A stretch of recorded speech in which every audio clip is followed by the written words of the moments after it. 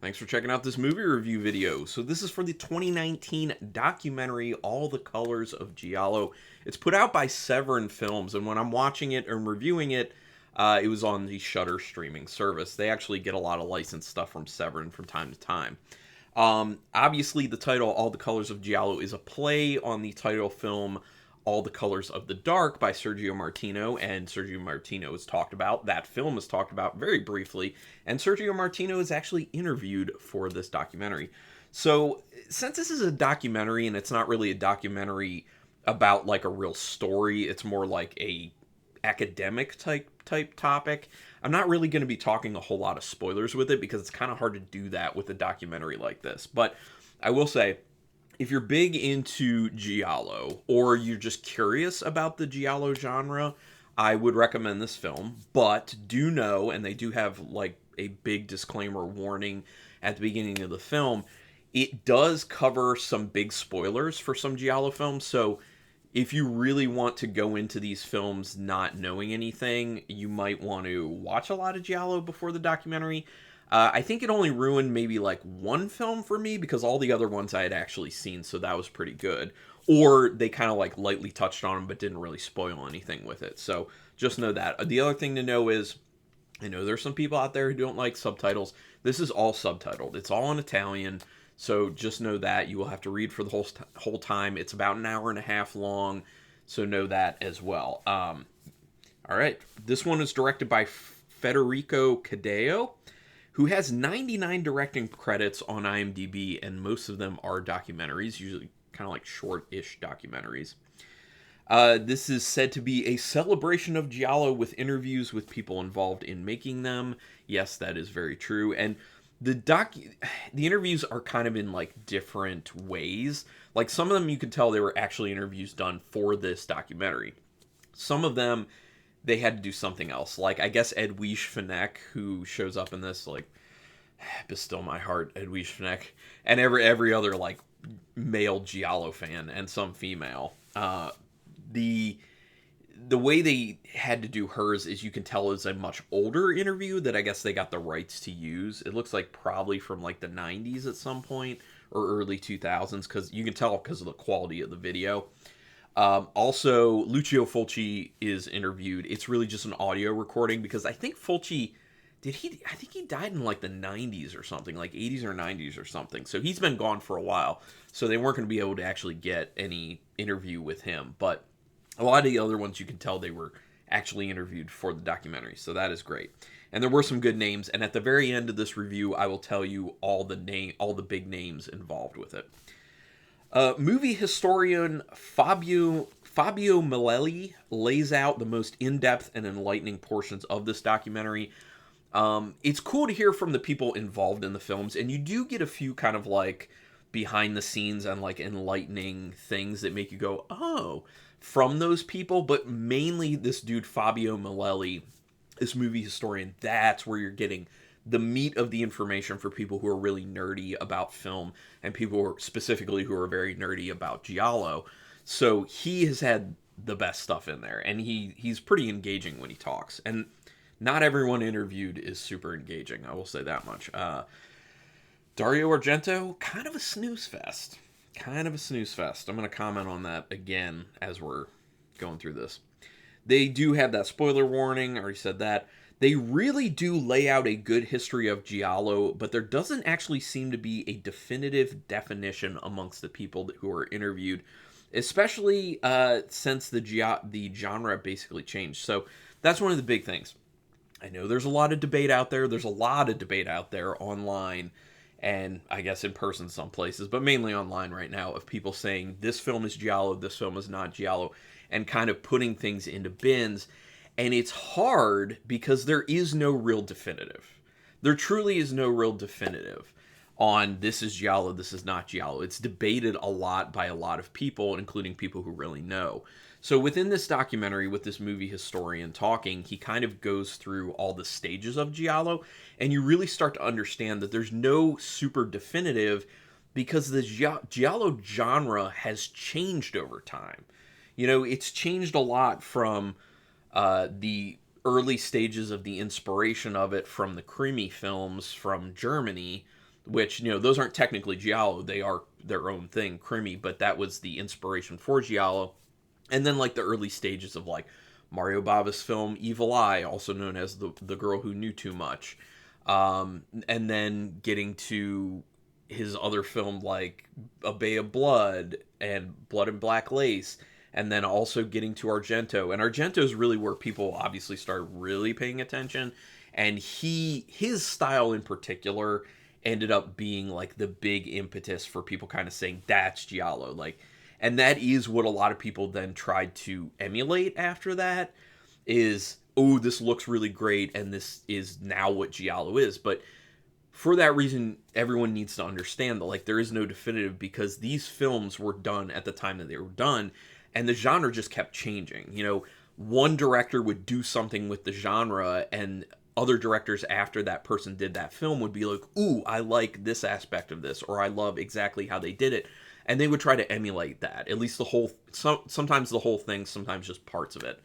The other thing that was really interesting is seeing or having things pointed out that started with certain filmmakers in the Giallo genre that went to be everywhere else. Like, you can see some things that they talk about where you're like, oh, I've seen so many films in my lifetime that aren't Giallo that incorporate some of these techniques and some of these story devices and things like that, especially for, like, horror people. So it's very interesting, very enlightening for that reason. That said, I don't think I would watch this a second time. It is definitely one of those documentaries that's not so much like they're going to show you all this footage of these films you really love, and you'll just, like, relive your childhood and nerd out, kind of like the In Search of Darkness films. It's not like that. They do have some footage, pictures of posters of Giallo films, some footage from trailers from Giallo films. And apparently, if you get the Blu-ray from Severin, it has like a 4-hour cut of just all these Giallo trailers spliced together, which, that's crazy. I'm sure there's also a bunch of, like, extra interview stuff on there as well that's not in the actual documentary. But anyway, the portion going into the influence of the German Crimi films on Giallo was very interesting and enlightening. That was probably my favorite portion of it, just because I wasn't all that familiar with it. Someone had commented on one of my Giallo film reviews and told me about the Crimi films and said, oh, these German Crimi films are what inspired Giallo in Italy. And I was like, oh, that's really interesting. So I was aware of it on that level, but that's not a whole lot. So to get more information on that was very interesting and was probably my favorite part, because just like the American slasher that took its inspiration from Giallo took its inspiration from Crimi. So yeah, that's how this stuff works. This isn't just about films, as they also delve into Giallo literature a little bit, which is the origin of the Giallo film. As a lot of people who are into Giallo know, the word Giallo means yellow in Italian, and yellow refers to the covers of these books that a lot of the films were either inspired by or adapted into, or the film was adapted from the book. Yeah. Argento can really tell a story through film, but being interviewed, not so much. He was really boring. He's not very lively, I will say, and I started to kind of, like, zone out a little bit at times, and I was just like, this guy, like, he had some interesting things to say, but it's just like the way he talks, the way he delivers his I was gonna say lines, delivers dialogue to people. It's so boring. Unlike some other people, like, Luciano Ercoli, very engaging to hear talk. Umberto Lenzi, also very engaging to hear talk. Sergio Martino, like, those guys, you want to hang out with them. When you see their interview, you're like, these guys, I'd like to just sit down with them and just hear what they have to say. Oh, Susan Scott was another really good one. She's very lively, very engaging, and you're just like, I could hang out with that person and just listen to their stories all day long. But Argento, not so much. And they do spend a lot of time on Argento in this, and I mean, obviously that's because he had such a huge impact on Giallo. And actually, it was with Argento's first film, The Bird with the Crystal Plumage, is when the real popularity started happening for Giallo. And then he was pushing it a lot because at that point, because he made it more popular, people were looking for more from him, and then you get things like, you know, Four Flies on Grey Velvet, and what's the third one? Cat o' Nine Tails. That's right, the animal trilogy. There's an interesting point about Giallo introducing the idea of multiple murders. I hadn't considered this as actually being something that spawned from Giallo. If you think about it as a horror fan, there are always multiple kills in, well, not always, but a lot of the time, multiple kills in horror films. And I never thought that that may have originated from Giallo, and that's kind of what they talk about at one point within the documentary, and it makes sense. Because think about how Friday the 13th was a film that was very much inspired by A Bay of Blood by Mario Bava. So multiple kills in Giallo film in A Bay of Blood, multiple kills in Friday the 13th. And Friday the 13th inspired so many other slasher films, which also did the whole thing of having multiple kills. So it's very interesting. Like I said, they spent a lot of time talking about the bird with the crystal plumage, but that's because of how many things Argento did in that film that were then taken and used by other films. A lot of these things are very common in film today, and I hadn't considered some of this stuff. This is where the breaking down by Fabio Malelli is really awesome, because he talks about aspects of some of these films that like it makes sense, but you're not actively thinking about them until he brings them up, and you're like, oh yeah, I hadn't really considered this like that. And then points out that it's been taken by so many people after that. And that really Dario Argento, with his Giallo films, really pioneered a lot with directing in general. So it's very interesting for those aspects. They do mix in some film footage, but there's actually a very inordinate amount of just showing the title. I mean, you can tell it was like cut from trailers of Giallo films, and a lot of the portions they show are the title being shown.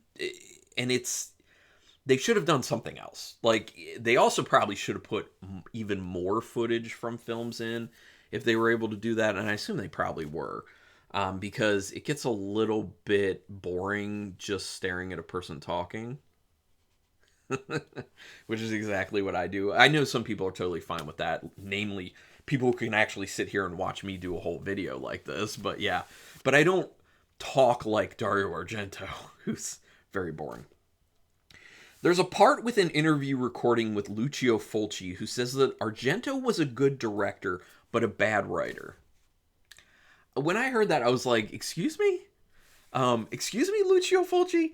A bad writer says the bad writer. Lucio Fulci was involved in writing the screenplays for The Beyond, The House by the Cemetery, The City of the Living Dead, New York Ripper. And don't get me wrong, I love all those films. They're a lot of fun. Those are terrible scripts. Those are not well written at all. They just look great and they're fun. So the fact that he was calling out Argento and saying he's a bad writer, I was like, pot, meet, kettle. Ooh. There's a story that Barbara Boucher tells. It's pretty pointless and actually should have been cut. There are, not a lot, but there are a few moments where there's something from an interview that you're just like, okay, and? Like this one story that Barbara Boucher tells, I was just like, okay, wasted time. Like, this is going nowhere. Like, and it kind of seemed more of like a moment where they felt like they had to humor her, that because she said that, they're like, she's probably going to be looking for this in the documentary film. We just have to put it in there just to make her happy. I don't know. It was weird. Thankfully, there is a segment where they talk about Edwige Fenech, because if you've watched the right Giallo reviews that I've done, I gush about how much I like Edwige Fenech, mainly because I find her extremely attractive. Sorry, but I do. So there is a segment about Edwige, which is nice. And it's nice because George Hilton talks about her. And he was a good friend of hers. Obviously, they had love scenes in films, but it was very interesting to hear him talk about how they had to act like lovers, but they were just good friends. And he actually, I think he said that he kind of never viewed her in like a sexual way. And actually, Sergio Martino said that he viewed Edwige Fenech as like a sister, which makes sense because she was married to his brother for a while, Luciano Martino. Yeah, so very interesting to find out that Umberto Lenzi ended up switching to becoming a writer at one point in his life and has done a bunch of books, and he's done a bunch of newer Giallo books, which I was like, that is super cool. And when you think about it, like, that fits because some of the most interesting story-wise Giallo films, I feel like, are Umberto Lenzi films. So I was like, yeah, that makes a whole lot of sense. So to wrap this up, basically, let me go ahead and tell you who all the interviews were. Ernesto Gastaldi, who has written a lot of scripts for Giallo, Umberto Lenzi, Biagio Proietti, I'm sorry, I totally butchered that. I don't know why I can't say it. Lamberto Bava, he's not talked to barely at all. Like, he's on there for, like, not even a minute. Dario Argento, interviewed a lot. Daria Nicolodi, I actually would have liked to see more with her. Unfortunately, she passed recently.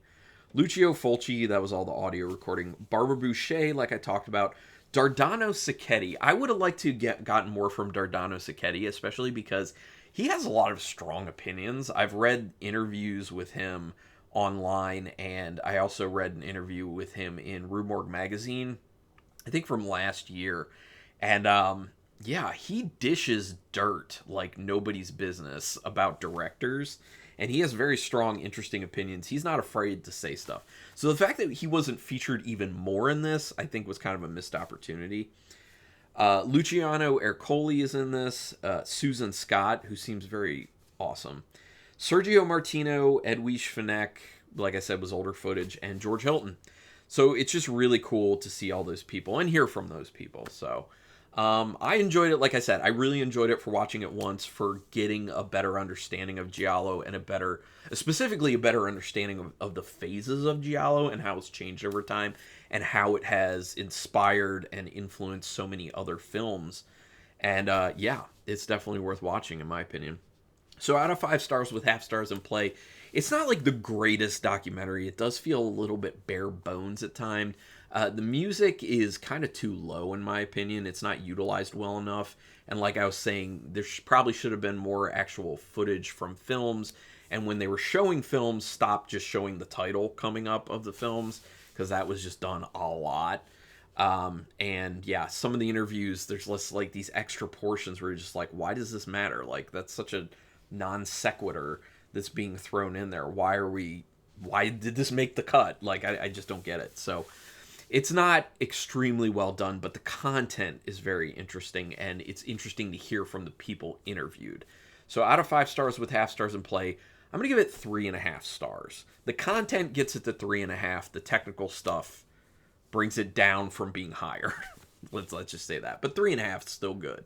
I don't give those out lightly. But anyway, would love to hear your opinions on this documentary. Go ahead and put it in the comments. You can talk spoilers down there. It's totally fine. Whatever you want to talk about. And just talking about Giallo in general, let's do that too. I am 100% down for that.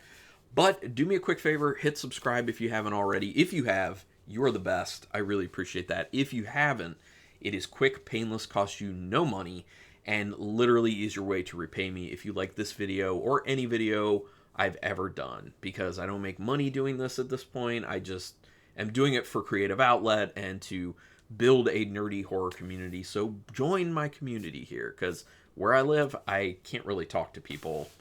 I certainly can't talk to people about Giallo. I also really can't talk at the nerdy level I want to about horror with people where I live. So join me. Let's talk. But anyway, I really do thank you for taking your time to check out this video. And until next time, keep it brutal.